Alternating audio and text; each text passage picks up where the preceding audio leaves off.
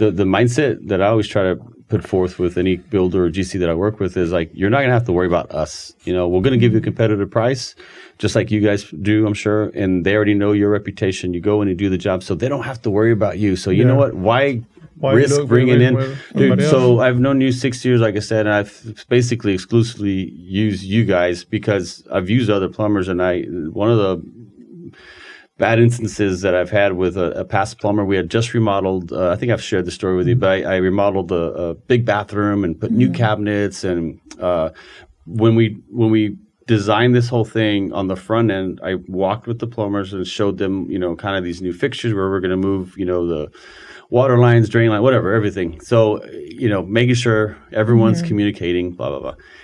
So fast forward towards the tail end of the project, we installed brand new cabinets, brand new counters. The only thing that really needed to be done is to have the plumbing fixtures installed, right? They're usually the last ones in, plumbers. So I get a call from my customer, and they said, Richard, send me a picture. What do we do about this? She sends me a picture of the where the P-trap is in the cabinet. These plumbers cut a hole in the base of the cabinet to be able to fit the P-trap. And I'm like, what the hell? And I go, I'm so sorry. And she's like, well, what can we do to kind of, she was super sweet about it. She's like, what can we do to patch this up? I was like, no, these are brand new cabinets. So I call the plumber. I was like, the main guy that I know, when he calls his tech, and well, they couldn't make it fit. So they decided to cut a hole in I was like, dude, I said, why didn't someone call me, number one, to tell me that there was an issue?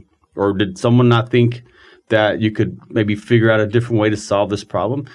So for me, and then of course the homeowner, which is super sweet, she was like, try to patch it. And I said, no. Her husband called me, hey, y'all need to fix this. Absolutely, you know, without a doubt. But those are the things that frustrate me, right? When in your guys, your techs, all the jobs you've done for me, no one's perfect. No business is perfect. You always have some hiccups here and there, but I've been blessed to have, you know, good turnouts with you guys. And it has to do with, number one, obviously with you and then all your techs, but something that's as simple as that, like where it's a big project, beautiful house, who's going to like think about cutting into a brand new cabinet? You know what I mean? It's like, what is going on? So that like for sure was like, okay, I'm done with this. And that's kind of what you get, you know, with people say, well, you know, oh, I could get a plumber, do it cheaper. Go ahead. It's going to cost you more money at the end of the day. But it's like the story I shared today at the network event.